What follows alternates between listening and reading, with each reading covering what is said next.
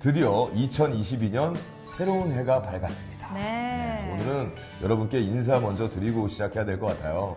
시청자 여러분, 새해 복 많이 받으세요.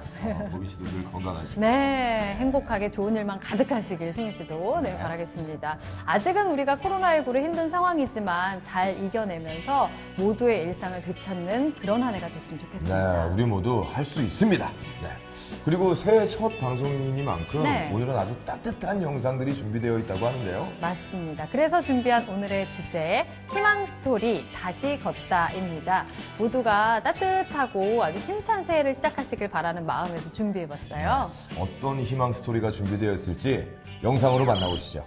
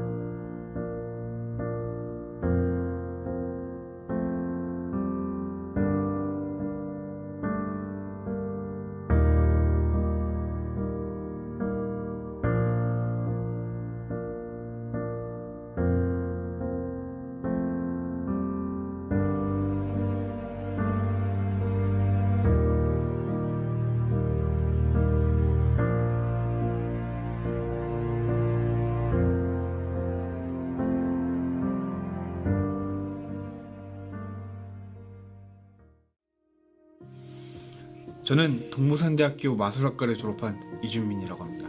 전날까지도 마술 공연을 했는데 갑자기 저는 심장마비가 왔고 2주 만에 눈을 떴을 땐 이미 다리 양쪽에는 감각이 없었습니다. 다리를 절단을 해야 하는 수술을 했습니다.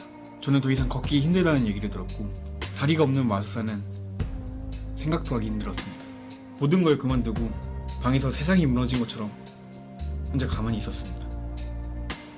근데 오랜만에 회사에 놀러 갔는데 회사에는 제가 공연을 했을 때 입었던 옷이 그대로 걸려 있었습니다. 그때부터 저는 다시 공연을 하기 위해 재활치료를 시작했습니다. 계속 떨어뜨리고 계속 넘어져도 3년 동안 재활치료를 받았습니다. 지금은 극단에서 다른 마술사들과 함께 어울리며 일을 하고 있습니다.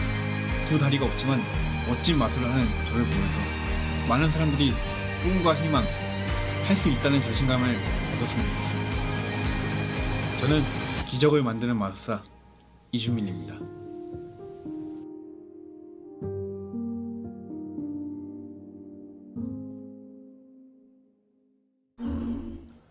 기적을 만드는 마술사. 정말 멋집니다. 맞습니다. 그 멋진 분이 바로 제 옆에 나와 계십니다. 네, 네. 어서 오세요. 안녕하세요. 네. 안녕하세요, 반갑습니다. 전혀 불가능을 가능하게 만드는 로봇 다리 마사 이준민이라고 합니다. 오. 네, 이거 뭐예요? 반갑습니다. 어디 야, 썼지? 네, 저 이름이 적힌 카드입니다. 마사다 보니까 좀 특별하게 소개해 주고 있어서 등장부터 이렇게 마술을 보여주시네요. 감사합니다. 와. 손좀 한번 볼 수 있어요?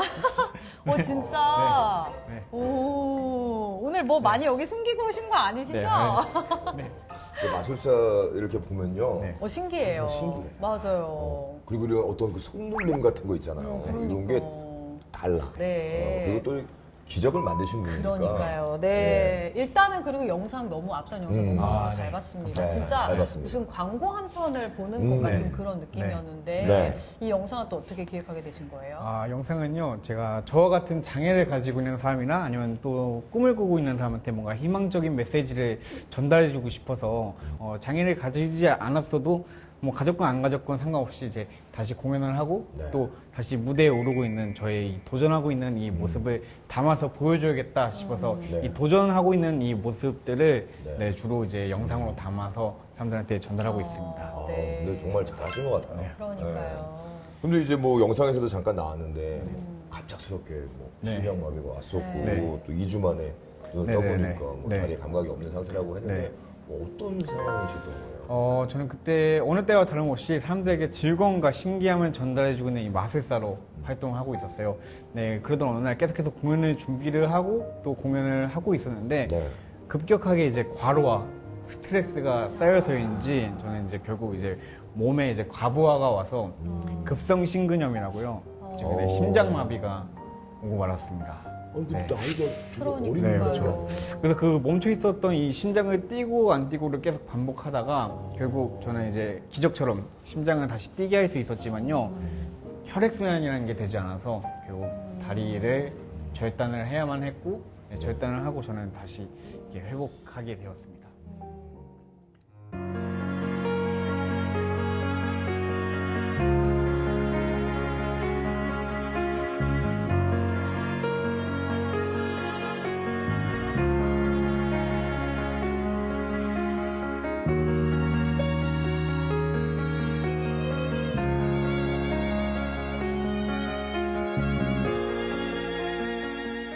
받아들이기가 너무 힘들지 않았을까 하는 생각이 들어요. 어땠어요? 네, 그래서 저도 처음에 눈 떴을 때는 제가 왜 다친지를 몰랐어요.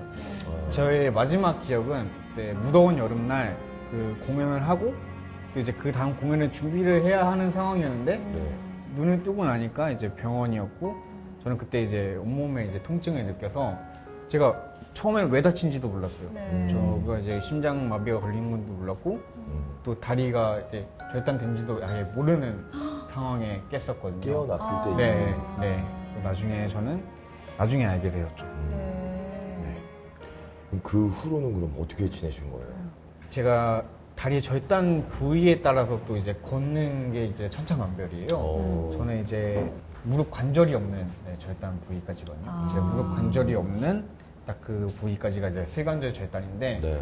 그래서 의사 선생님께서도 그냥 희망 고문 없이 솔직하게 말씀해 주셨던 것 같아요. 그냥 처음부터 그냥 기대에 차지 않게 그냥 일어서는 것만으로도 굉장히 오랜 시간이 걸릴 거라고 했지만은 저는 그때 그때도 이제 젊음의 이게 패기로 네. 계속해서 이제 재활 활동에서 병동에서 계속 넘어지고 또 다치고 일어서면서 계속해서 적응을 해서 어느 정도 지금은 이제 걸을 수 있을 정도로 또 이제 생활을 할 수 있을 정도로 좀 좋아진 것 같아요. 그동안 얼마나 다시 일어서기까지 힘겨운 그런 노력을 했을까 그런 생각이 좀 듭니다. 아무래도 뭐 일상생활도 많이 바뀌셨을 것 같아요. 그 또 적응하는 데까지도 시간도 많이 걸렸을 것 같고요. 네. 제가 어느 날 이제 어느 정도 이제 적응이 됐을 때 이제 지하철을 의족을 타면서 약간 대중교통을 이용했었는데 네. 그때 아무래도 제가 아직까지는 안고 일어나는 것도 굉장히 큰 어려움이 있어요. 무언가를 붙잡고 일어나야 되거든요. 네. 근데 약간 노약자석에 보면 약간 잡는 손잡이가 있잖아요. 그렇죠. 네. 그것 때문에 제가 노약자석에 앉았는데 어떤 어르신께서 혼내셨어요. 왜 어린 친구가 여기 앉아있냐. 근데 저는 그 반대로 그 시선이 오히려 저는 더 고맙고 더 감사했어요. 왜냐면 저는 대부분 이제 장애를 가지고 있었고 이 로봇 다리를 보여줬을 때 사람들은 불쌍하거나 아니면 꼭 도움이 필요하거나 약간 이런 장애인에 대한 시선이었는데 네. 그분께서는 그 모습이 아니라 저의 그대로의 모습으로 바라봐 주신 거잖아요. 네. 편견 없이. 네, 편견 없이 차별 없이 저희의 모습 그대로를 바라봐 주셔서 네. 저는 오히려 그 시선이 감사했던 것 같아요. 아 근데 우리 준민 씨가 상당히 긍정적이에요. 그러니까요. 네, 달라요. 네. 네.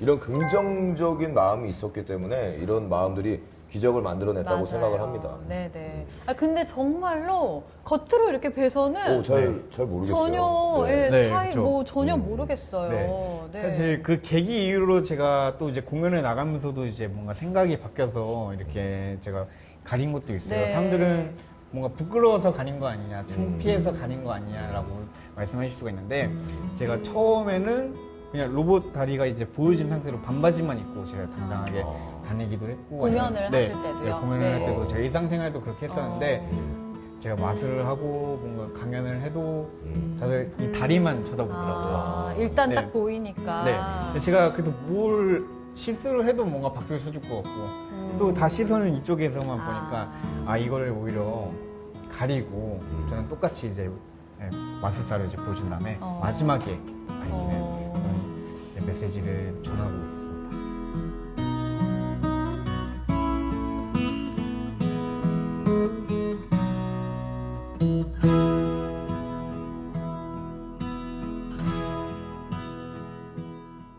네. 아니 처음에는 일어서는 데만 해도 한참 걸릴 거라고 의사 선생님이 네. 그렇게 그러니까요. 말씀하셨는데 결국에는 일어나시고 몇 년 네. 만에. 그리고 네. 마술도 다시 하시고 네. 그러니까요. 그리고 또 특이점에도 나오시고요. 방송까지 이렇게 예, 출연도 방송도 하시고. 나오시고 네. 그리고 뭐 어떻게 보면은 불가능을 가능하게 만든 진짜 마술사십니다. 맞아요. 온몸으로 몸소 보여주고 계세요. 네. 네, 대단하십니다. 왜냐면 그 너무나 힘든 순간이었을 것 같아요. 우리로서는 감히 상상하기 맞아요. 힘든 그런 힘든 순간인데 그걸 딛고 일어나신 거잖아요. 네. 네. 아, 박수 한번. 아, 아니 오늘 또 마술사시잖아요. 네. 저희를 위해서 특별한 마술을 또 준비를 해주셨대요. 보고 이 자리에서 보고 싶어요. 보여주신다고 보고 합니다. 싶어요. 네, 제가 네. 이 자리를 위해서 또 시민영상 특이점 여러분들을 위해서 네, 와, 제 좋습니다. 이야기가 담긴 마술을 예. 간단하게 어. 준비를 우리가 해봤습니다. 마술을 볼 때 주의할 점이 있어요. 우리 그 한국 사람의 특징이 있대요. 우리는 이러고 보고 있대요. 네. 어디서 나오나. 맞습니다. 네. 어디서 나오는 뭐 거지? 줄 있는 거 아니야? 막 약간 뭐 이러면서. 이러고 보고 네. 그 마술은 있는 그대로 즐기는 게 중요하고. 맞아요. 맞습니다. 어. 오늘 한번 제대로 즐겨보죠. 네, 아 보여주세요.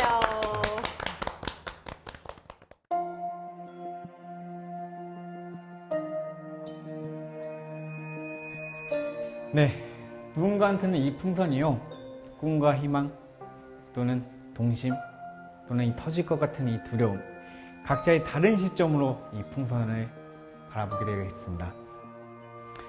저한테 이 풍선은요, 꿈과 희망이었습니다. 왜냐면요, 저는 이 풍선을 보면서 매일같이 꿈을 꿔왔기 때문입니다. 바로 다시 무대에 올라가는 그 날만을 꿈꿔왔고 기다려왔습니다. 저는요, 2017년도에 갑작스러운 사고로 인해서 하루아침에 양쪽 두 다리를 잃게 되었습니다. 그래서 저는 여기 있는 이 풍선을 보면서 매일같이 꿈을 꿔왔습니다. 저는 그때 저한테 이런 질문을 했습니다. 내가 다시 일어설 수 있을까? 그리고 내가 다시 걸을 수 있을까? 그리고 내가 다시 무대에 올라갈 수 있을까? 이런 질문들을 계속해서 해왔습니다. 하지만 저는요, 그때 깨달았습니다. 이 모든 질문들이 불가능할 거라는 이 편견이란 걸 말이죠. 그래서 저는요, 이 편견을 없애기 시작했습니다. 이 편견을 없앨 수 있었던 이유는요, 저는 그때 깨달은 게 있었습니다. 나는 지금 이 순간 나 혼자가 아니구나. 많은 사람들과 함께하고 있구나. 라는 걸 말이죠. 그래서 저는 이 새로운 로봇 다리와 함께, 그리고 많은 사람들과 함께 편견을 없애고 불가능을 가능하게 만들겠습니다.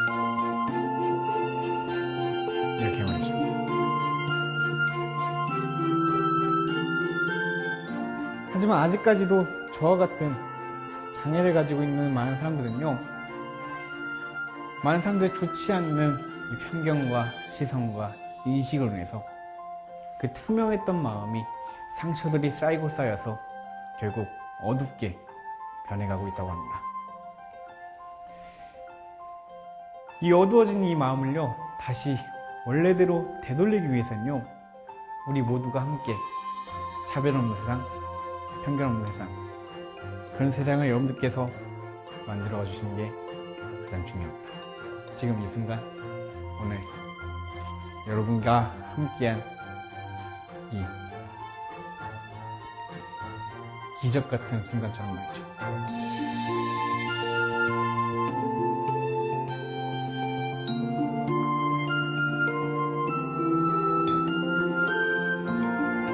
감사합니다. 저는 지금까지 로봇다리 마스터 이준민이었습니다. 감사합니다. 멋졌어요. 오, 진짜 마술이네요, 마술이야. 네. 오. 그럼 마술과 장애인식 개선 교육이 이제 결합이 된 결합된. 형태잖아요. 네. 그래서 되게 오히려 친근하게 다가올 수 있을 것 같아요. 맞아요. 네. 이건 정말 준민 씨만 해도 할 수 있는 거고요. 네. 어때요? 관객들 반응은 어떤가요? 관객들 반응은 보통 어린 친구들한테 제가 또 공연을 하거든요. 아. 네, 선생님을 보면서, 저를 보면서 뭔가 하늘에 있는 별을 보면은, 네, 아프지 않게 또 이제 지금처럼 이제 행복하게 졌으면 좋겠다라고 소원을 빌어주겠다라고 저한테 이제 후기를 남겨주기도 했고요. 감동적이네. 네. 감동적이네요. 네, 진짜. 또 오히려 저의 이런 모습을 보고서 내가 그동안 장애에 대한 인식을 올바르게 생각하지 않았구나. 그동안 내가 편견을 가지고 있었구나. 라는 걸 다시 한 번 더 저를 보면서 깨우치게 되었다라는 반응을 굉장히 많이 보여주시고 있고 또 공감을 많이 해주시고 있습니다. 그 아이의 마음이 참 예쁘고 순수하네요. 네. 자, 그러면 앞으로의 계획도 궁금합니다. 네. 앞으로의 계획은 더 많이 저의 이야기를 보여주면서 도전을 하고 있거나 또 저와 같은 장애를 가지고 있는 사람들이 더 많은 걸 또 이루기 위해서 그 꿈을 포기하지 않고 네. 또 저를 보면서 또 희망을 또 놓지 않았으면 좋겠습니다. 저는 그래서 계속해서 희망을 전달해주고 있는 그런 마술사가 되고 싶습니다. 근데 뭐 말씀하신 것 중에 뭐 네. 장애를 가지신 분, 뭐 비슷한 처지에 계신 분들에게 네. 희망을 주신다고 하셨는데 아니에요. 네. 그분들뿐만 아니라 모든 사람에게 희망을 맞아요. 주시는 거예요. 네, 네, 네네. 네. 아니 그리고 말씀하신 거 들어보니까 앞으로도 더 많은 그런 도전들을 해 나가시고 성공하시지 않을까 네. 네. 그런 기대가 돼요. 네. 네. 그래서 이제 또 새해니까요. 네. 2022년을 시작하면서 네. 스스로에게 네. 우리 준민이에게 네. 한마디를 어, 방송에 준민이가 준민아. 준민이에게 네. 준민하면서 네. 예. 한마디를 또 해주시는 거 어떨까? 네, 네네. 자, 준민이가 준민이에게 준민아 하시면요. 네, 알겠습니다.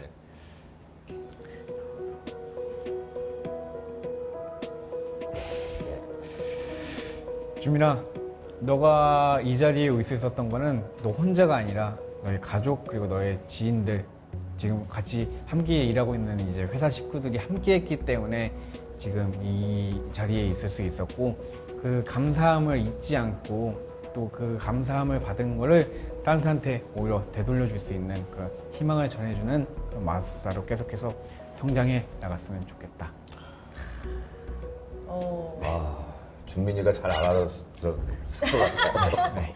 감동이었어요. 네네. 네. 자, 그럼 이제 마지막 질문을 드릴 차례인데요. 네. 나에게 희망이란 어떤 의미일까요? 저에게 희망은 꿈을 꾸는 거라고 생각을 합니다.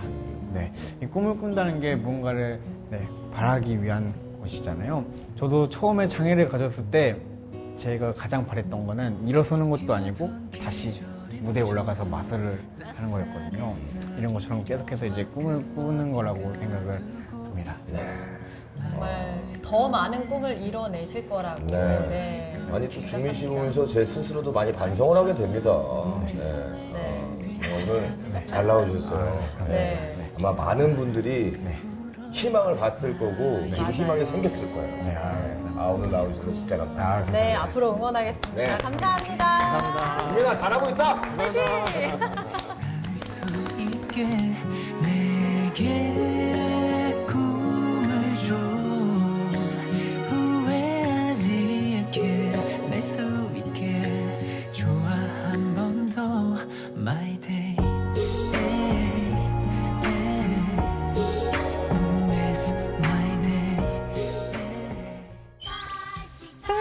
그러면 새해 소망 어떤 게 있으세요? 새 소망은 아무래도 코로나 극복이죠. 아, 맞아요. 네, 그리고 또 한 가지가 있다면 예전처럼 몸짱으로 한번 다시 돌아가 보는 거. 헬스볼. 예.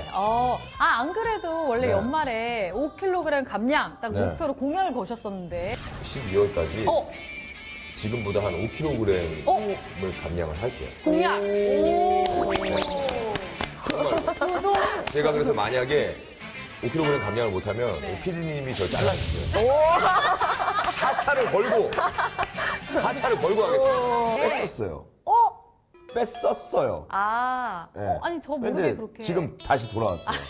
아니 이렇게 급하게 네, 돌아오셨다고요? 연말에 잠깐 뺐었다가 다시 조금 올라왔어요. 어떻게 그러면 다시 몸짱으로 거듭나는 거를 공약으로 거실 건가요? 다시요? 네. 알겠습니다. 예, 몸짱으로 한번 돌아가 보는 거. 네. 네. 그럼 보빈 씨도 뭐 하나 하세요? 저는 네. 저도 몸짱이 되기 위해서 네. 네, 이 촬영 쉬는 시간에 네. 과자를 네, 조금 줄여보도록 노력하겠습니다. 안 먹는 건 아니고. 그건 못하겠어요. 과자를 엄청 좋아하시더라고요. 줄여보도록 하겠습니다. 아주 적게. 알겠습니다. 네네. 그럼 한번 우리 제대로 한번 해보죠. 그러니까요. 네. 이런 훈훈한 분위기 속에서 다음 영상 만나보도록 하겠습니다. 보시죠. 보이시죠?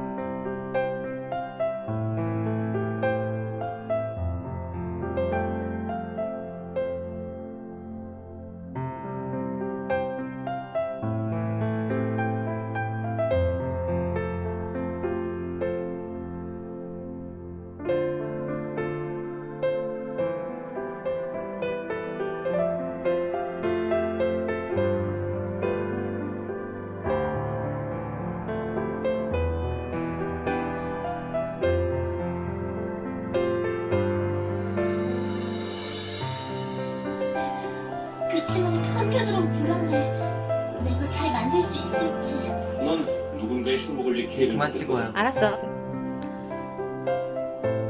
잘 자. 엄마도 잘 주무세요.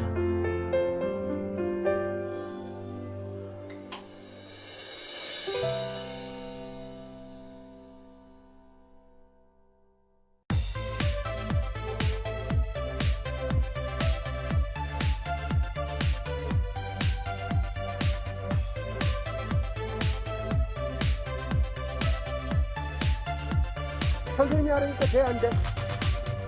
지훈이 선생님이 하라니까 돼, 안 돼? 그래, 그거만 하는 거야. 근데 자꾸 다른 생각을 하고 다른 얘기를 하면 안 돼. 빠르지 않게 고삐 살짝 딱딱딱딱 하면 속도가 줄어. 그렇지, 빠르지 않게. 그래, 그렇게 속도를 줄여가면서 하는 거야.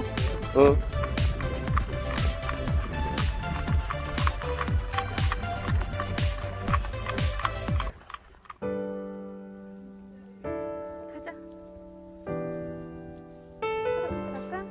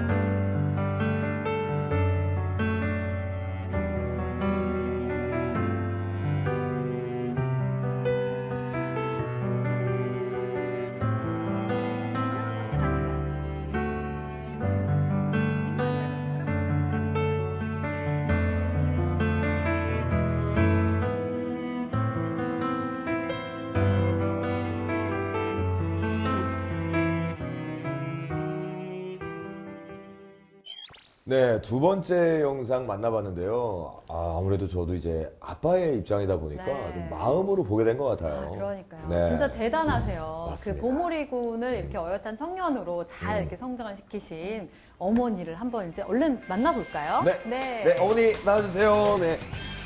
아유, 어서오세요. 반갑습니다. 네. 어서오세요. 네. 반갑습니다. 반갑습니다. 반갑습니다. 네. 소개 좀 부탁드릴게요. 예, 저는 보물이 엄마 고은숙입니다. 네. 오. 아니, 근데 아드님에 대한 그 채널을 지금 운영하고 계신데 어쩌다 그 채널을 시작하게 됐는지 궁금해요. 사실 그 자폐성 장애 아이를 키우는데 어릴 때 이 아이의 그 장래가 되게 걱정됐어요. 성인이 된 다음에 어떻게 자랄 것인지 되게 궁금하던 차에 네. 혹시 성공한 자폐인이 있을까 막 검색을 막 했어요. 검색을 막 해봤더니 아주 잘 자란 청년이 있더라고요. 그래서 이제 그걸 보고 희망이 생긴 거예요. 예, 어떤 것보다 좀 위안이 되고 위로가 되고 큰 희망이 돼서 혹시 우리 아들도 잘 자라고 난 다음에 누군가에게 저렇게 희망을 줄 수 있지 않을까 그렇게 어렴풋이 생각이 들었는데 네. 마침 생각만 하고 있다가 제가 코로나를 맞으면서 코로나 네. 백수가 됐어요. 그래가지고 시간이 남으면서 네. 예, 만들게 됐습니다. 아. 네. 네, 아무래도 이제 자폐에 대한 그런 시선이 또 있다 보니까 네. 영상을 올리고 이렇게 공개를 한다는 것 자체가 쉽지는 않은 결정이셨을 것 같은데 이 채널을 통해서 좀 전하고 싶은 그런 메시지가 또 있으셨을 것 같아요. 네. 그 자폐성 장애를 키우는 엄마들이 굉장히 아프고 힘들잖아요. 그러니까 저도 이제 그 과정을 거쳐왔기 때문에 누구보다도 이제 그 마음을 잘 알아요. 근데 이제 이만큼 키우고 나니까 괜찮다고 얘기해주고 싶었어요. 괜찮고 불행하지 않아도 됩니다. 좀 행복하게 살았으면 좋겠다. 가장 하고 싶은 얘기가 이 얘기였고요. 네. 무엇보다 너무 치료에만 급급하지 말고 아이가 좀 이렇게 행복하게 살 수 있도록 좀 네. 해줬으면 좋겠다. 그런 걸 좀 영상에 담고 싶었어요. 네. 그러면 네. 도무리가 처음에 그 자폐성 그런 진단을 언제 받았는지. 한 5세 때쯤 받았는데요. 아이가 이제 처음에 말을 못하니까 혹시 자폐가 아닐까 이제 의심을 했는데 네. 그래도 이제 말을 못하니까 이제 언어 치료서부터 시작을 했어요. 네네. 그래서 치료를 언어 치료하고 한 몇 가지 더 했는데 1년이 지난 다음에 선생님께서 저를 이렇게 부르시더니 너무 그 미안한 모습으로 어머니 지훈이가 그러니까 느린 아이가 아니라고 보통 아이가 아니고 자폐성 그게 좀 의심돼 이런 얘기를 했었어요. 성향이 있다. 네. 예, 그 얘기를 해서 이제 얼마 뒤에 병원을 또 찾아갔죠. 병원 찾아갔더니 거기서도 이제 자폐성 그 장애가 의심된다 이렇게 얘기했어요. 예. 그러니까 지금은 이렇게 담담하게 말씀하시지만 사실 네. 그걸 이제 처음 전해 들었을 때는 네. 진짜 막막하셨을 것 같아요. 진짜 하늘이 무너지는 그런 기분이 아니었을까 네. 네, 그런 생각이 들어요. 맞아요. 그때 기억이 이제 선명하게 나는데 아이를 이렇게 데리고 이제 지하철을 타는데 네. 정말 이렇게 아무 소리도 안 들리고 보이지도 않고 그냥 아이 잡고 그냥 유령처럼 걸어가는 거예요. 걸어가다가 이제 지하철 안에 의자 있잖아요. 의자 네. 딱 앉았는데 아이의 정수리가 이렇게 보이잖아요. 정수리 보면서 이제 어떻게 살지? 네, 딱 그 생각이 들고 어디 무인도에 우리 둘이 딱 버려진 느낌? 네, 그랬었어요. 그 후로 그러면은 네. 뭐 제일 먼저 어떤 걸 하셨어요?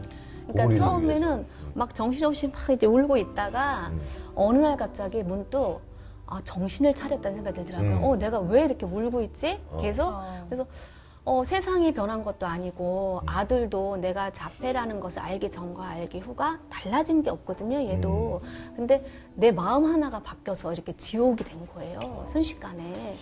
그래서 일단은 저는 다른 부모들하고 다른 길을 갔어요. 그러니까 보통 이제 자폐다 병원에서 그랬어요. 어떤 치료든지 다 받으라 했어요. 어떤 치료든 막 다 받으라고 이렇게 했는데 네. 저는 그게 아니라고 판단을 했어요. 그러니까 자폐 치료를 다 끊었어요 그때.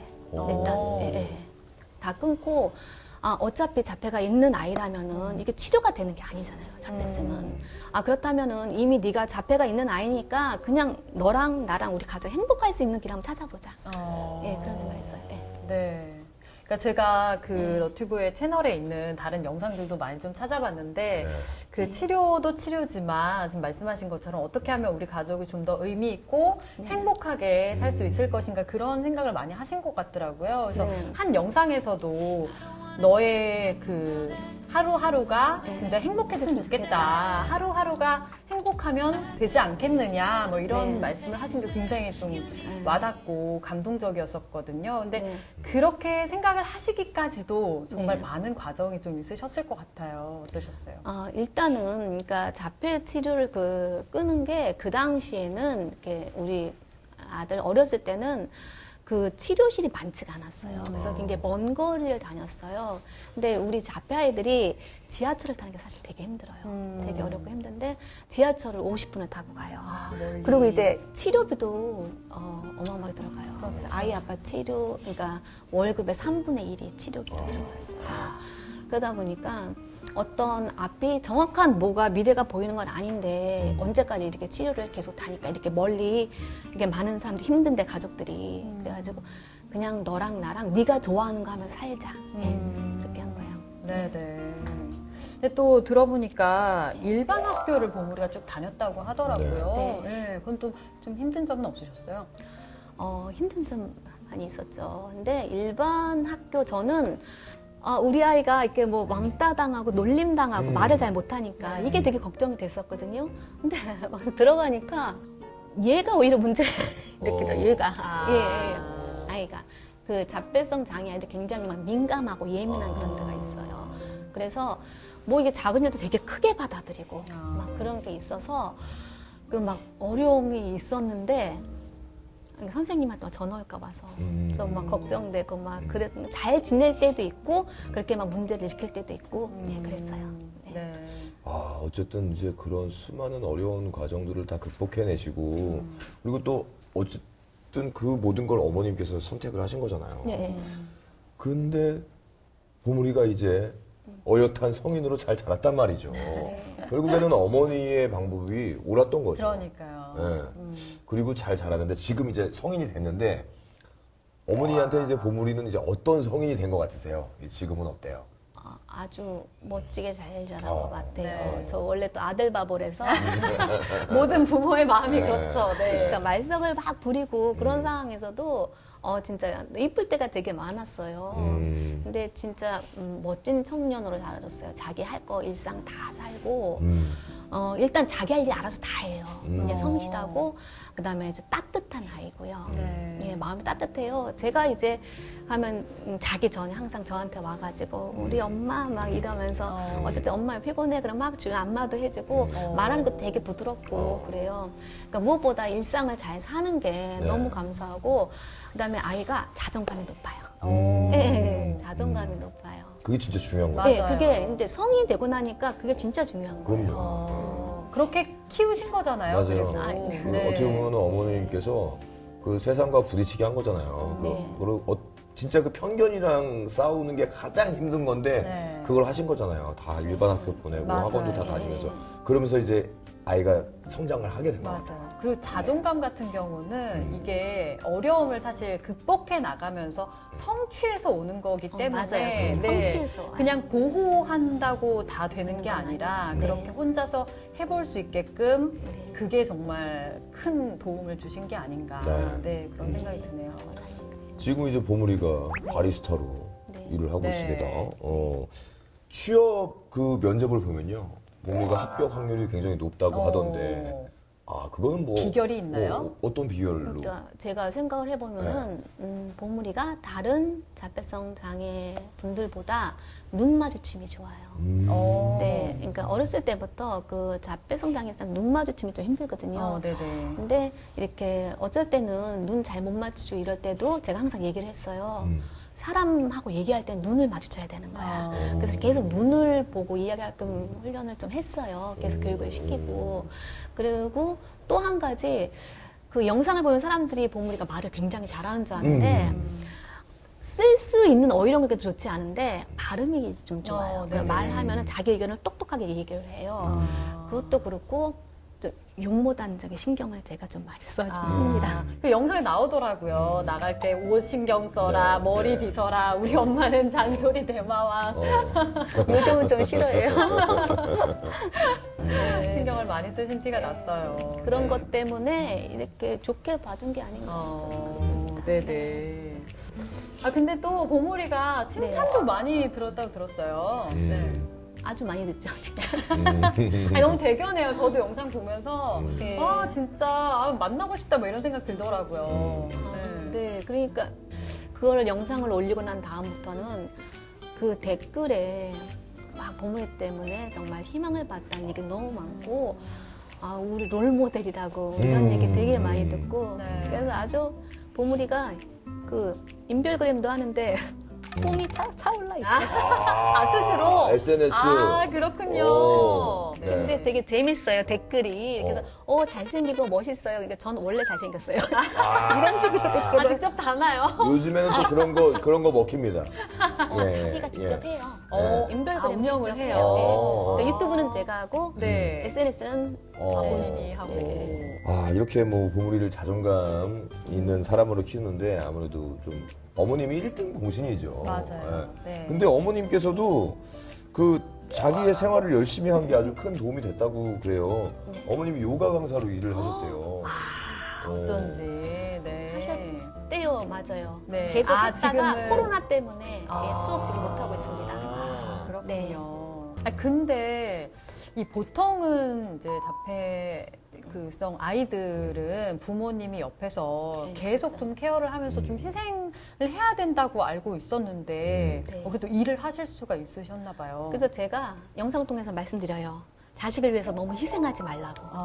예, 그렇게 얘기를 많이 하는데 그게 오히려 도움이 많이 됐다고 생각하는 게 만약에 나를 찾지 않으면은 얘가 맨날 보이니까 같이 붙어 있으면 맨날 신경 쓸 거 아니에요. 맞아요. 뭐 네. 잘하거나 못하거나 이게 계속 온통 신경이 얘한테 가 있는데 내 일을 하니까 너무 삶에 활력이 생기고 육아 강사라는 게 또 자기 나름 공부도 막 해야 되거든요. 네, 네. 그러니까 제 공부하고 그 이제 직업 그 가지면서 저도 사람들한테 인정받고 선생님 감사하다 이런 얘기 많이 듣고 하니까 저도 자존감이 많이 올라갔어요. 그리고 이제 보물이는 제가 어릴 때 이미 자립할 수 있도록 다 교육을 시켜놨어요. 그러니까 혼자 뭐 씻는 거, 뭐 하는 거, 준비하는 거 뭐 다 이제 준비를 해놨기 때문에 스스로 할 수 있도록 그게 진짜 중요한 것 그게 진짜 같아요. 중요해요. 맞아요. 스스로 할 수 있게 하는 거. 네. 조금 기다려줘야 돼요. 느리니까. 그러니까 이제 보통 비장의 친구들 10번에서 뭐 하나 딱 알고 안 되면 20번, 30번 이렇게 계속해서 할 수 있도록. 네. 예. 근데 사실 그 육아와 자식을 기르는 것은 네. 모든 게 인내잖아요. 맞아요. 네. 근데 이거는 참 말처럼 쉽지 않아요. 저도 엄청난 폭발을 많이 하면서 아니 원래부터 인내심이 좋으셨어요? 아니요, 원래 없어요. 다짐을 네, 하시면서 없어요. 그냥 혼내면서 가르쳤어요, 정말. 네. 야, 진짜 시간 가는 줄 모르고 얘기를 나누고 있는데 네. 어느덧 마지막 질문까지 왔어요. 예. 그 나에게 네. 희망이란 어떤 의미일까요? 희망은 늘 함께 할 수 있는 반려자 같다고 저 생각을 해봤어요. 네. 그러니까 이제 저도 50년을 넘게 살다 보니까 멀리 있는 게 아니더라고요. 희망이 가까이 있는 거더라고요. 그러니까 제가 이런 일들 겪고 오니까 앞으로 제가 한 반 살았다고 생각을 해요. 앞으로 살 날도 많은데 또 앞으로 무슨 일들이 생길지 모르잖아요. 그래도 그렇게 그 희망의 불씨를 간직하고 있으면은 네. 잘 헤쳐나가 살아갈 수 있을 것 같습니다. 네. 사실 뭐 희망은 우리 주위 어디에도 있다고 말씀하셨는데 그게 맞는 것 같아요. 네. 우리 어머님과 이 보물이도 계속해서 언제나 뭐 희망을 가지고 살고 계시니까 네. 더 많이 행복해지시기 바라겠습니다. 네. 네. 언제나 응원하겠습니다. 네. 오늘 감사합니다. 감사합니다. 감사합니다. 네. 네.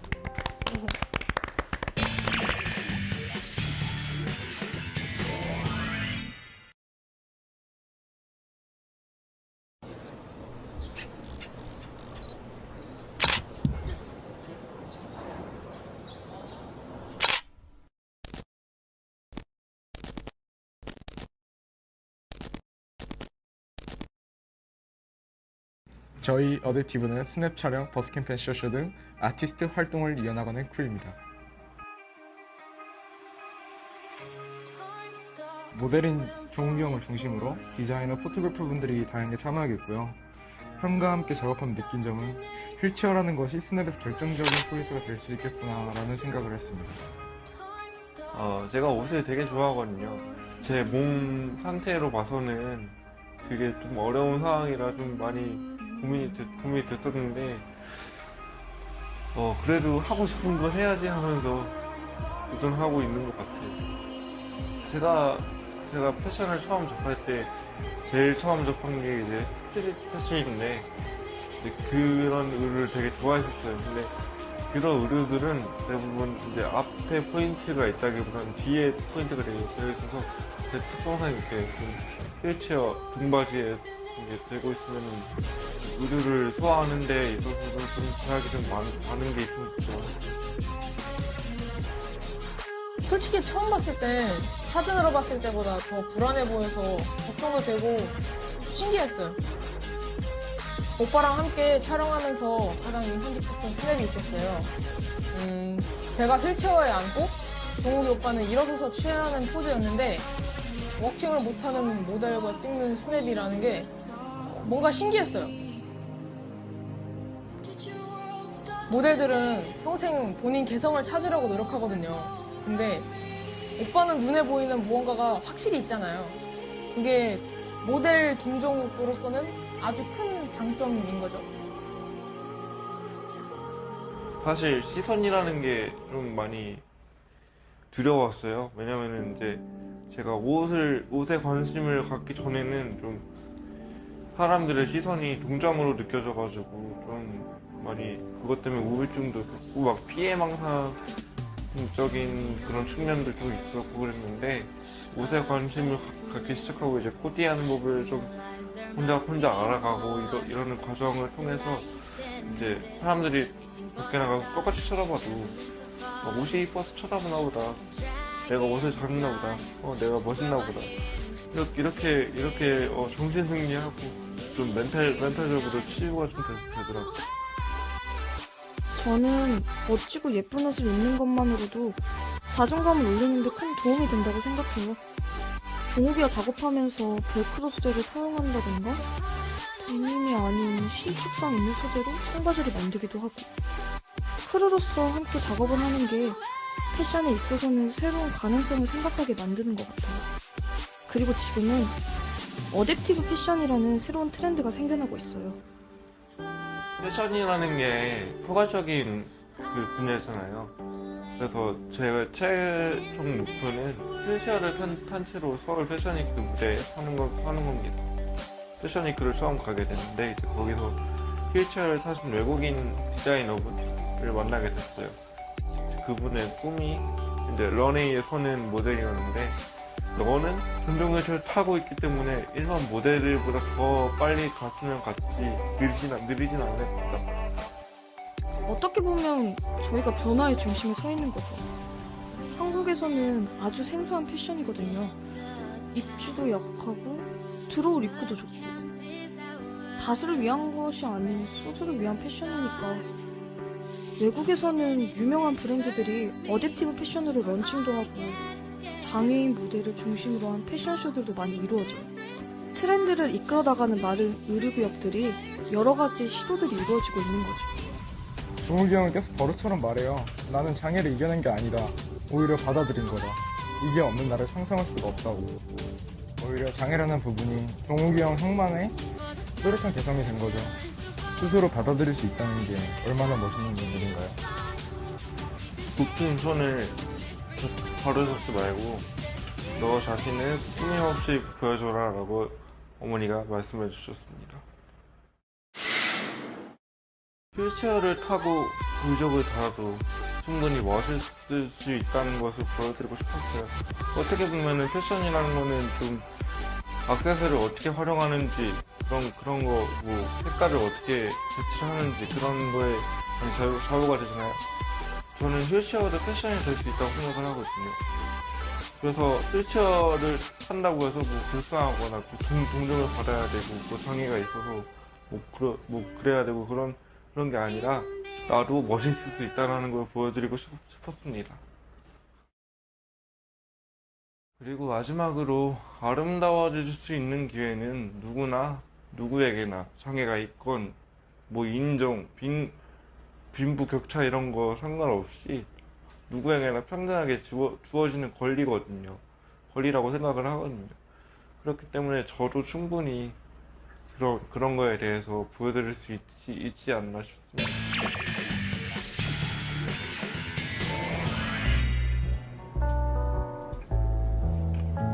네, 안녕하세요. 저는 정은혜 작가 엄마 장차현식입니다. 태어나서 지금까지 이야기를 아주 간략하게 함축적으로 줄여서 월바닥 팝업북 만들었어요. 네.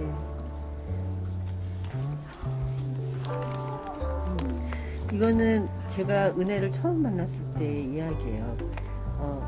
예전에 저에게 누가 물어봤어요. 그 첫 느낌이 어땠어요? 라고 물었을 때 제가 한 얘기는 롤러코스터를 거꾸로 떨어지는 느낌이었어 라는 얘기를 했었거든요. 이 사람들의 반응은 진짜 이 예쁜 아기의 탄생으로 환호를 했어야 했는데 이게 죄송합니다. 잘못 만들어서 이게 걸립니다. 네. 네. 제 가족들에게도 굉장히 당혹스러운 그런 시간이었던 것 같아요. 그래서 어린 시절을 보냈는데 제가 이제 은혜의 어린 시절은 도시에서 도시의 어느 구석에 저희 둘이 이렇게 살고 있었죠. 근데 제가 이렇게 더듬어 보면 이 시기가 제일 행복했던 것 같아요. 그냥 둘만 행복하고 건강하게 지내면 됐던 거기 때문에 그냥 외부의 시선을 좀 의식하지 않고 행복한 시간을 많이 보내려고 애쓰고 그랬었어요. 근데 이제 문제는 이제 학교를 가면서부터 문제가 됐죠. 학교를 다니면서 나는 좀 다른 사람이구나, 나는 장애인이구나, 이런 정체성이 생긴 것 같아요. 그래서 처음에는 도시의 큰 학교를 다니다가 시골의 작은 학교를 다니고 또 더 깊게 국로까지 갔어요. 그래서 결국 좀 실패를 하고 대안학교를 가게 됐죠. 이게 이제 그 대안학교에 있을 때 이제 한 이야기예요. 이제 발표회를 한다 그래서 보러 갔는데 은혜는 없고 다른 애들은 막 그 축제 흥겹게 있는데 우리 애가 없어서 찾아보니까 불도 안 킨 교실에 혼자서 저한테 편지를 쓰고 있더라고요. 그 장면을 기억하면서 모르게 됐어요. 그러면서도 이제 자라서 어쨌든 청소년기를 맞이했을 때, 청소년기가 됐을 때는 이미 나는 너무 세상에 낯설고, 은혜가 이 한국 사회, 이 세계에서 자리할 데가 아무도 없다는 걸 이제 알게 됐고, 그렇게 자라면서 20대 돼서는 완전히 자기 동물 속으로 들어가게 됐죠. 20대 초반에 대학도 나왔어요. 물론 이제 전부 대학은 아니지만 대학 졸업하고 취업도 안 되고 특이한 4가지 말도 듣는 거, 또 이 가는 거, 시선 강박. 시선 강박이 이제 심해지니까 이제 조현병도 이제 보였었죠. 24살에 가지고 그게 다 됐어요. 그러다 그림을 그리게 된 거예요. 그래서 그림을 그린다는 것을 도구 삼아서 은혜를 세상에서 내보내야 되겠다 라고 생각을 해서 은혜를 데리고 강변에 나가게 된 거예요. 문우리 리버마켓. 근데 가족들이 많이 있었죠. 마켓에 가려면 새벽 7시, 아침 7시에 저희는 남한강 쪽인데 북한강변에 열리거든요. 그럼 차 2개 집을 잔뜩 싣고 눈비 비면서 가요. 그리고 밤 10시까지 그 마켓 강가에서 그림 그리는 일을 하고. 그렇게 하면서 그게 이제 은혜에게는 엄청난 기회의 시간이 된 거예요. 뭐 흔한 말 있죠. 삶의 서광이 비친다. 딱 그거였어요. 그래서 그 문호리 리버마켓에서 사람들을 만나기 시작했는데 지금 이 중요한 점이 이거예요. 시선을 맞추고. 그러니까 은혜가 그 이전에 받아보지 못한 시선들을 여기서 봐요. 불완전한 삶에게 은혜는 무능한 사람. 자신이 너무 필요 없어. 너가 뭐 할 수 있겠니? 이런 어깨에다가 이제 여기에서는 아주 평등한 시선에 쓰게 된 거예요. 모두가 와서 은혜한테 미소 지으면서 손을 맞잡고 은혜 씨 저 예쁘게 해주세요 라고 얘기하면 은혜는 이제 안예쁜 커리커처를 그려주고 그랬죠. 그렇게 그린 얼굴이 2007년이었죠. 잠시의 입주 작가가 되면서 본격적으로 채색 작업, 커버 작업도 작업들을 하게 되고, 여기는 그 양평에 있는 은혜 작업실을 좀 이렇게 보여드리려고 만든 거예요. 이번 전시를 하면서 만들어진 작업들 만들어봤습니다. 네, 이상입니다.